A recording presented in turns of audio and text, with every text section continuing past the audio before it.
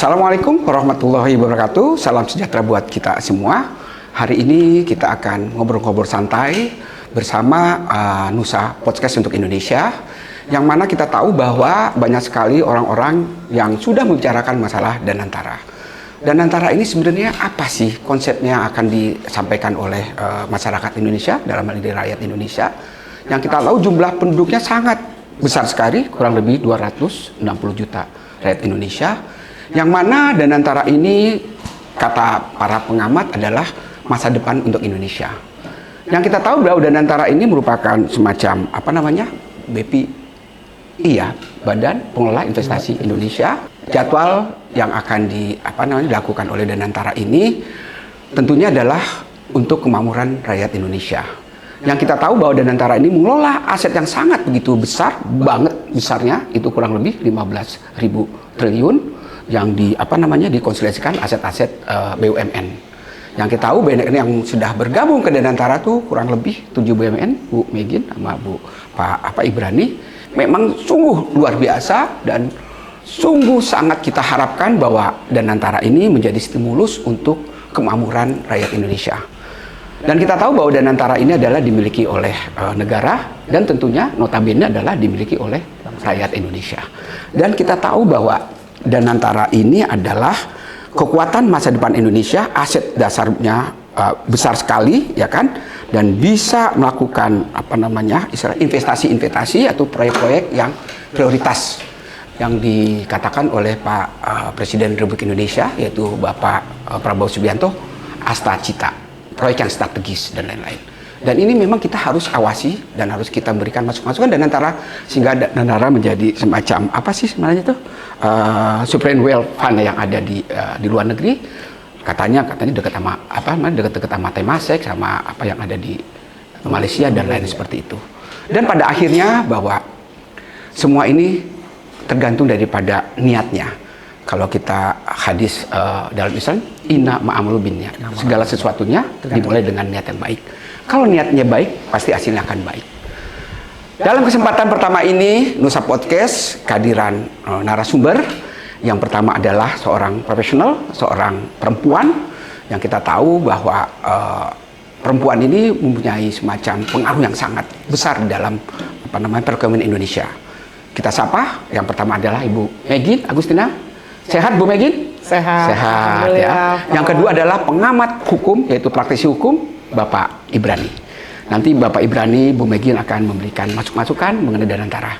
Jadi tagline atau tema yang pertama Danantara ini, bagaimana sih masyarakat menilai Danantara ke depan? Yang tadi saya sudah katakan bahwa ini sangat luar biasa pengolahannya, sehingga kita harus mengawasi dan memberikan masukan yang sangat positif kepada Danantara. Bu Megin, apa kabar? Baik, baik ya. Jadi apa sih yang Bu Megin nilai mengenai Danantara ini yang Ibu tahu lah? Karena kita semuanya belum begitu tahu, belum paham kan masyarakat ini Danantara.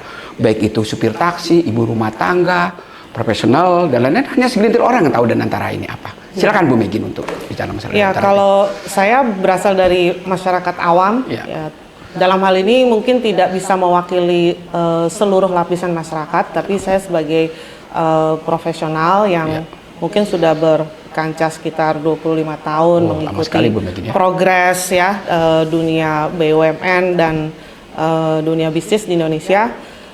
Mungkin dari saya pandangan tentang Danantara ini adalah suatu progres yang bagus dari pemerintah, ya, di mana kalau knowledge saya Danantara itu seperti Temasek ya, super holding untuk semua bisnis-bisnis yang dinaungi oleh BUMN yang sebelumnya memang dikelola oleh pemerintah langsung. Nah, dengan Danantara ini kita sebagai profesional yang bergelut di dunia terutama dunia usaha, kami mengharapkan dan melihat bahwa Danantara ini akan menjadi sesuatu yang pivotal movement ke sesuatu yang lebih profesional. Dan kita sebagai Indonesia bisa bersaing dengan negara-negara lain. Apa sih Bu Megin itu? Kalau Bu Megin boleh sarankan mengenai Danantara dan Bu Megin tahu untuk bisa melakukan investasi, apa yang harus dilakukan oleh si Danantara ini? Kalau menurut pandangan saya pribadi, jika sebuah super holding itu dikelola dengan sangat profesional, maka sangat penting buat sebuah Danantara ini bisa menghasilkan profitable. Oke, profit ya semuanya. Untuk akan lebih bisa profitable, dan itu akan menunjang pertumbuhan ekonomi di Indonesia. Itu yang pertama. Yang kedua, mungkin Danantara ini akan menjadi sebuah wadah yang giant untuk the whole business di Indonesia, sehingga pelaku-pelaku bisnis yang ada di Indonesia atau investor-investor yang akan masuk ke Indonesia itu akan lebih confident untuk menanamkan modalnya di sini. Begitu, Pak. Kalau gitu memang tujuan daripada Danantara ini dengan ekonomi yang begitu dahsyatnya tumbuhnya kurang lebih sekarang 5%, dan itu akan diinjek oleh Danantara kurang lebih nanti 8% ke depan apabila memang investasi ini tepat sasaran, Bu Megina, seperti itu ya. Betul. Dan ini memang harus dilakukan kolaborasi baik dari luar negeri maupun yang ada di Indonesia seperti itu. Dan tentunya dengan uang yang begitu besar dan investasi yang begitu besar, tentunya ini ada langkah-langkah yang harus dilakukan oleh BPI dalam Danantara, mesti ada kehati-hatian, ya kan, karena itu ada seorang pengamat hukum, praktisi hukum mengenai perspektif hukum Danantara ini bagaimana. Pak Ibrani, apa kabar? Kabar baik, Pak. Kabar baik ya. Apa sih sebenarnya dasar hukum Danantara ini, Pak Ibrani, yang Pak Ibrani amati seperti apa? Silakan Pak Ibrani. Ya, terima kasih Pak On. Jadi begini, pertama tentu sebagai negara hukum, ya, tentu masyarakat mempertanyakan apakah Danantara ini legal atau tidak. Saya mengatakan sangat legal. Justru ini adalah merupakan suatu terobosan dari seorang presiden terpilih yang memang sudah sejak puluhan tahun yang lalu, tiga kali beliau untuk mencalon presiden, ini beliau sudah membawa gagasan-gagasan besar ini, yaitu beliau tidak ingin rakyatnya itu menderita. Beliau tidak ingin rakyatnya itu kelaparan. Makanya program-program yang dicanangkan oleh beliau ini adalah program-program strategis bagaimana untuk mensejahterakan rakyat. Nah, jadi Danantara ini adalah perintah daripada Undang-Undang Dasar. Dan dalam pembentukannya itu juga dilakukan melalui undang-undang. Jadi saya katakan ini adalah merupakan sangat legal sekali. Dan ini juga kalau masyarakat mengatakan itu bahwa ada suatu pemusatan kekayaan yang kemudian tidak bisa terkontrol, itu keliru. Ya, justru di dalam undang-undang itu bahwa selalu ada kontrol itu baik internal maupun eksternal. Cuma tentu pengontrolannya dilakukan secara profesional. Malah dilakukan oleh auditor segala macam itu, dan dalam hal-hal tertentu itu dalam undang-undang itu malah disebutkan dalam 2 tahun itu DPR boleh melakukan suatu pengawasannya melalui DPR. Oke. Ya. Jadi ini adalah suatu gagasan yang besar karena presiden kita berkaca kepada negara-negara maju. Sebetulnya kita sudah terlambat untuk mengadakan Danantara ini. Karena persoalan Danantara ini semacam ini sudah ada dulu di tahun 50. Cina sudah melakukan itu, Norwegia sudah melakukan itu, Malaysia sudah melakukan itu, dan ini terbukti negaranya itu stabil secara ekonomi karena Danantara ini bukan hanya menghimpun dana-dana, tapi juga beliau berfungsi untuk meng-create ya, untuk mensupport ya, termasuk juga dalam hal permodalan. Menyuntik modal, kemudian mengembangkan usaha-usaha yang produktif. Jadi memang ini adalah merupakan suatu gagasan dari Presiden Prabowo Subianto yang harus didukung oleh seluruh rakyat Indonesia.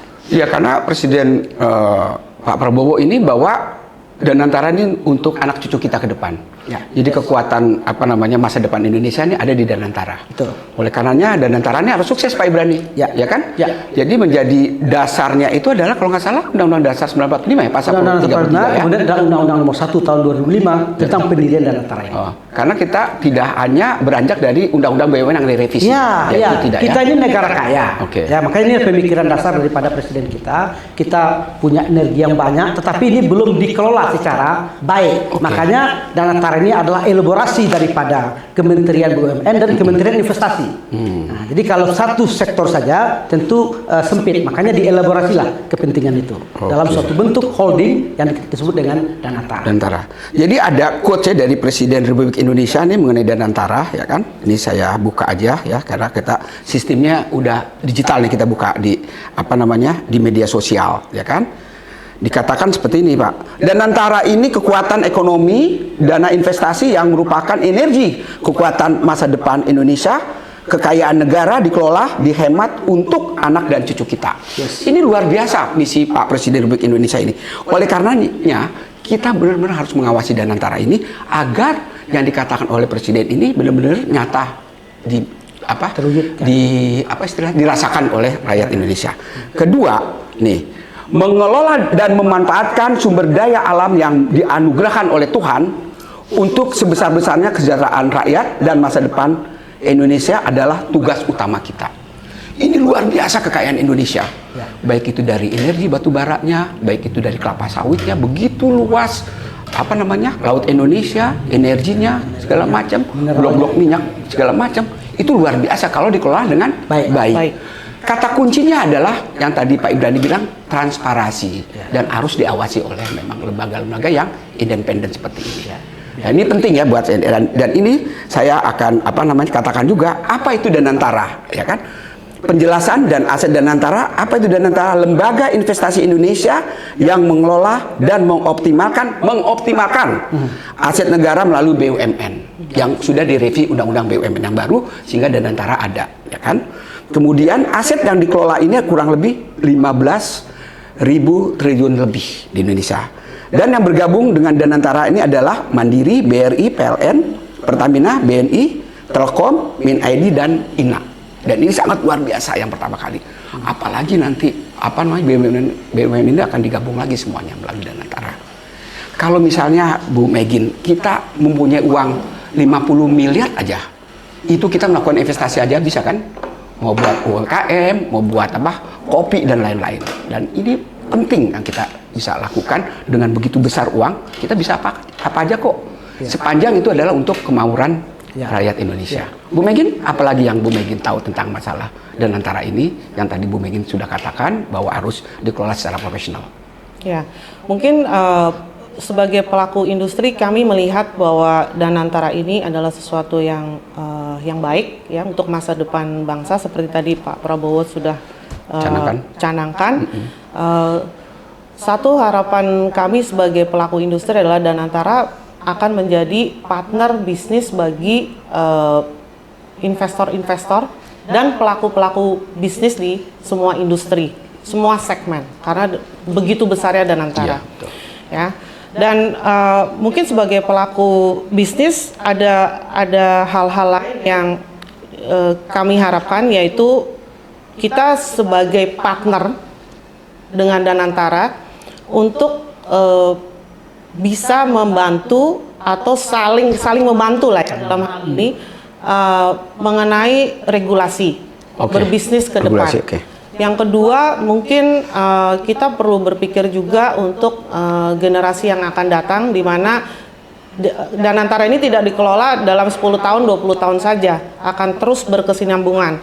Maka dari itu perlu disiapkan generasi-generasi yang sangat mumpuni untuk bisa estafet ya dari pemimpin sekarang mungkin sudah dijalankan oleh Pak Prabowo, Pak Rosan dan Pak Doni. Nah, kemudian nanti siapa? Nah, generasi berikutnya ini yang sebenarnya juga harus kita pikirkan untuk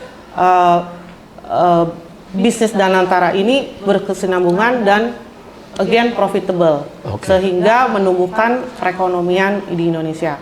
Yang berikutnya adalah pentingnya kita bagaimana Danantara ini menjadi wadah bagi pertumbuhan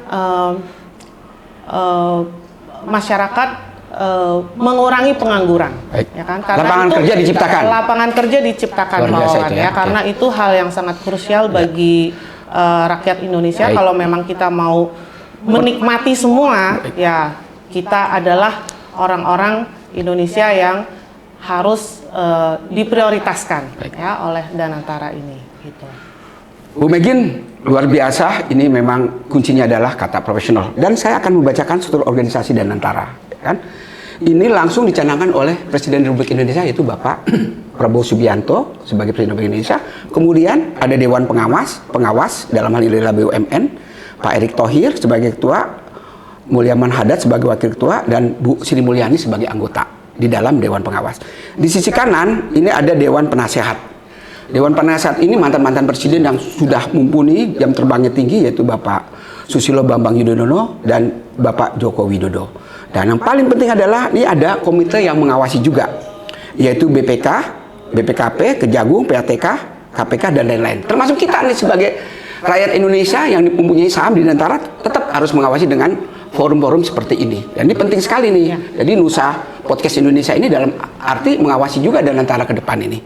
Kemudian direksi Danantara ini cukup bagus ya. Ada Pak Rosan Ruslani sebagai Chief Executive Officer-nya. Di sebelah kiri ada Pak Doni Oskaria sebagai Chief Operation Officer. Sebelah kanan ada Pandu Sahril, Chief Investment Officer. Bahwa Danantara ini harus dikelola dengan baik dan profesional dan harus transparansi.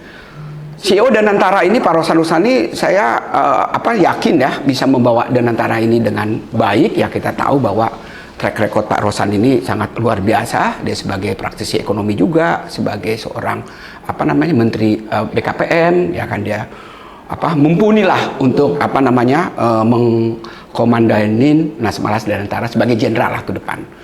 Dan saya yakin bahwa Pak Rosan sangat mengerti apa yang harus dilakukan Danantara ini, dan tujuannya adalah untuk tadi yang Pak Bu Megin, anak bangsa ini harus tidak boleh tidak bekerja, harus bekerja, harus dia punya harapan besar terhadap Danantara ini. Saya yakin Pak Rosan akan bisa istilahnya menjalankan Danantara secara profesional, dan saya tahu bahwa orang-orang yang di pengurus Danantara ini orang-orang yang sudah kafah sama dirinya sendiri, sudah selesai sama diri sendiri. Dia akan berbakti untuk Danantara, artinya adalah untuk kepentingan rakyat Indonesia, bukan untuk kepentingan kelompok, bukan untuk kepentingan politik, bukan untuk kepentingan perusahaannya yang dia miliki dan lain-lain. Dan itu kita harus awasi semuanya.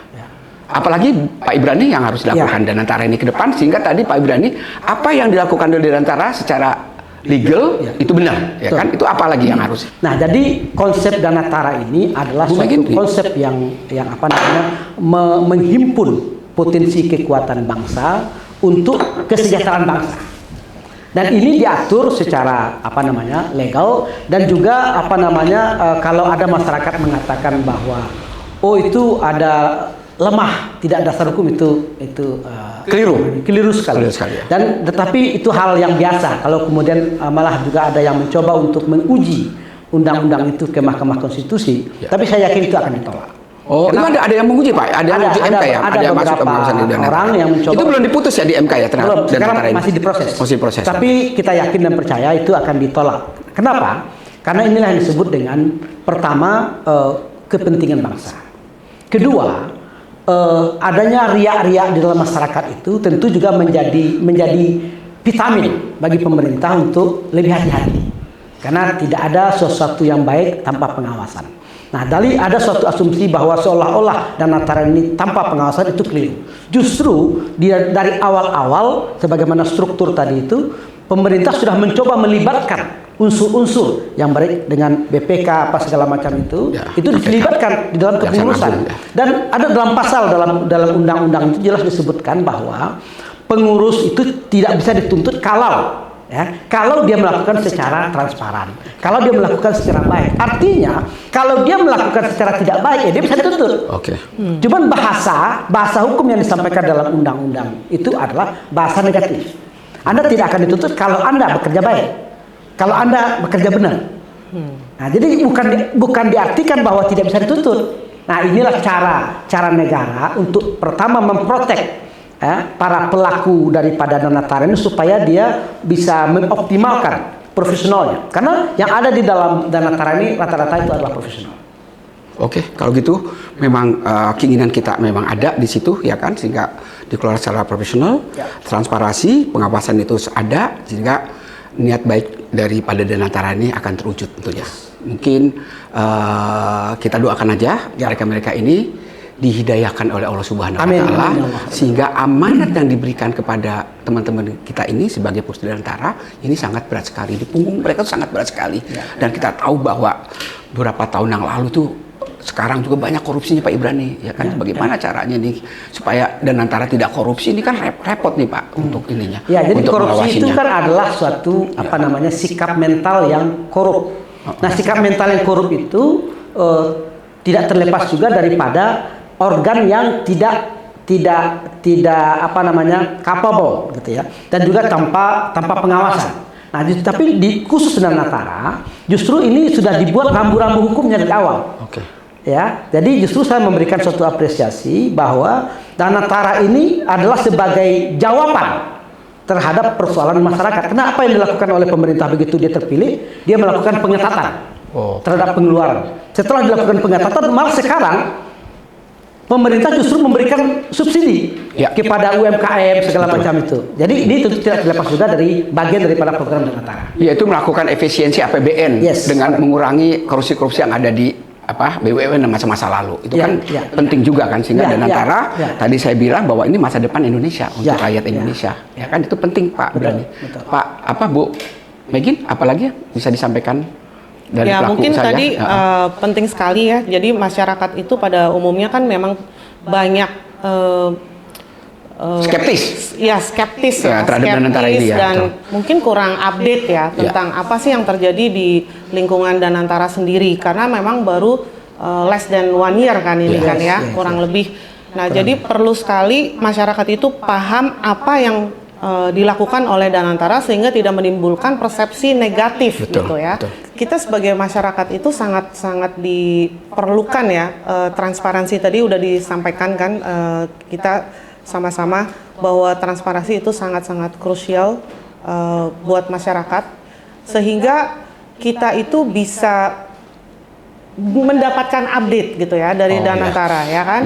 Mungkin dari para leader-leader Danantara ini akan bisa memberikan update bagaimana progres Danantara quarter by quarter ya kan. Jika ada profit atau ada investor masuk atau apapun itu yang membuat memang iklim ekonomi ini menjadi lebih kondusif di keterbukaan Indonesia. lah ya. Keterbukaan itu sangat penting, dan checking point itu harus ada ya, seperti tadi. Jadi itu sangat-sangat krusial buat masyarakat. Ya, jadi memang poinnya adalah untuk investasi-investasi yang dilakukan oleh BPI Danantara ini harus transparan. Jadi tiap kuartal ya, dia tuh udah melakukan investasi di mana, misalnya di infrastruktur atau di healthcare atau di pendidikan atau di food estate dan lain, itu harus dilakukan memang, sehingga masyarakat ngeh bahwa memang Danantara itu transparan ya kan, melakukan kegiatan-kegiatannya, sehingga masyarakat berharap positif terhadap Danantara seperti itu. Sama lah seperti company secara profesional kan kita juga ada terbuka. Ada report per quarter ya, atau annual report. Mungkin kalau annual report terlalu lama ya dibikin per periodik gitu ya. Jadi kita dapat terus update dari Danantara. Itu sih Pak. Ini luar biasa message yang disampaikan oleh pelaku bisnis profesional dari Bu Megin. Mudah-mudahan didengar oleh pengurus Danantara yang ada di pusat sana. Pak Ibrani, ya tadi transparansi itu penting. Itu bagaimana masalahnya untuk bisa melakukan transparansi Danantara ini? Transparansi itu kan adalah merupakan sesuatu hal yang fundamental ya di dalam suatu pengelolaan kepentingan publik. Ya. Dan ini saya katakan tadi bahwa justru pemerintah dari awal-awal sudah melakukan transparansi itu.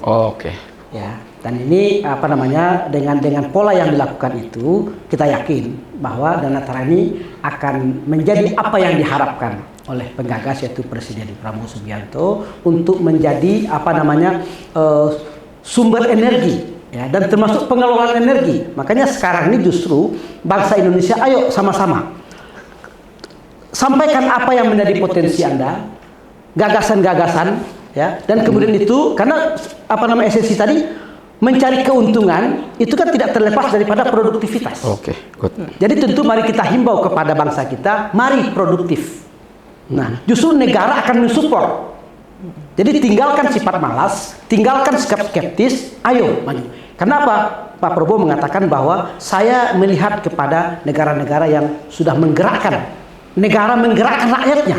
Dan ini teruji dengan bagaimana Cina sekarang sudah menguasai lebih tinggi daripada Amerika, ya kan? Malah lebih tinggi daripada Jepang, karena memang setiap waktu itu digenjot terus. Nah, jadi justru Dana Tara ini adalah sebagai salah satu bagian juga yang menggenjot produktivitas daripada bangsa Indonesia.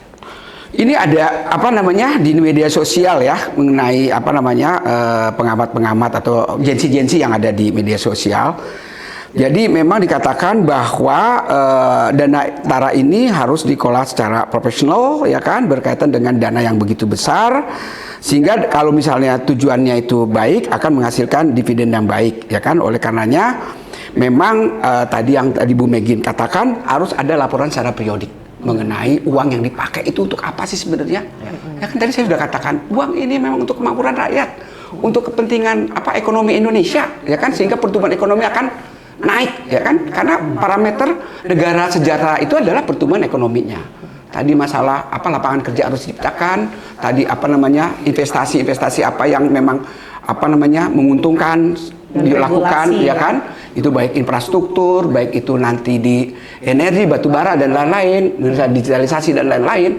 Biar bagaimanapun juga ya kan, ini harus ada cuan yang harus didapatkan oleh Dana Tara. Bagaimana dia nggak cuan? Punya aset 15.000 triliun dengan dividen yang sangat besar, ya harus cuan dia.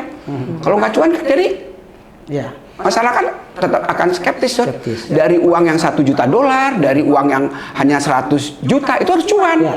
Itu kan jagoan semua mereka pengurus-pengurusnya. Dia tahu tuh cium uang tuh, dolar cium uang, terus euro cium uang, tahu tuh mana yang cuan, mana yang enggak, dia tahu. Saya yakin ini pengurus-pengurus Dana Tara itu sudah jam terbangnya sudah. Dan itu tentunya akan terus bertambah, bukan hanya 15.000 triliun, bertambah terus.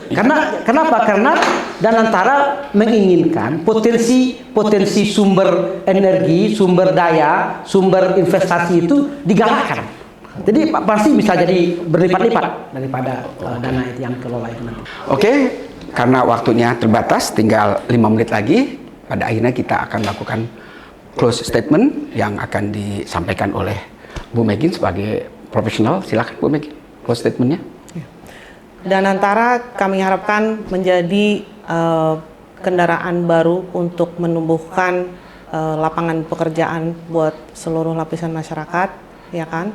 Lalu yang kedua, kita harapkan juga Dana Tara bisa menjadi tempat atau wadah juga untuk membuat sebuah regulasi yang terus diperbaharui sesuai dengan kemajuan zaman, yang tidak merugikan rakyat Indonesia. Betul. Dan yang ketiga tentunya dengan aset-aset yang begitu luar biasa besar, ada transparansi dan ada update ke publik tentang bagaimana dana-dana yang dikelola oleh Dana Tara ini sudah menghasilkan atau belum, ya kan? Lalu investor seperti apa keadaannya di Indonesia, dan hal-hal ini tentunya akan membuat kita kembali tumbuh rasa percaya diri terhadap pemerintah baru sekarang. Cocok. Ya kan?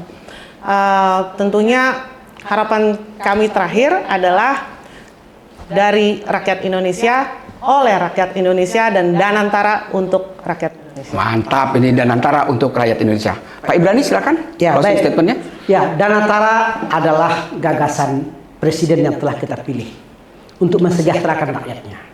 Oleh karena itu, kita bangsa Indonesia, apalagi yang telah memberikan pilihan kepada Presiden Prabowo Subianto dan Gibran sebagai wakilnya, harus mendukung program ini dan berikan kesempatan. Jangan kita skeptis, berikan dukungan dengan produktivitas.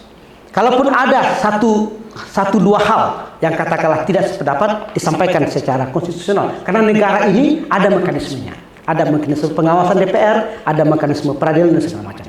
Oleh karena itu, dengan kita bersatu padu, insya Allah negara Indonesia akan bertambah maju.